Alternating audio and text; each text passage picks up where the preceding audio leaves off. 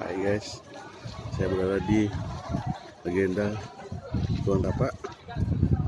Kenapa kelihatan di atas? Ini sejarah perempuan Kabupaten Selatan.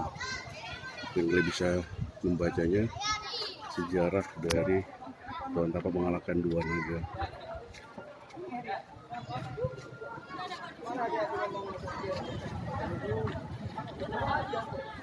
Kisah kedua kita bisa baca.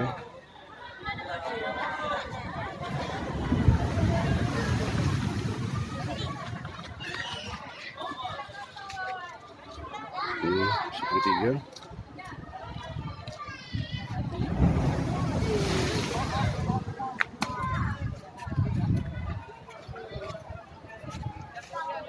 Ini kisah keempat.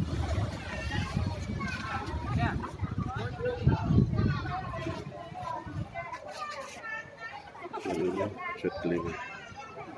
Mudah-mudahan dan penasaran masyarakat menuju ke kota Pakuan dan Teluk Lautnya.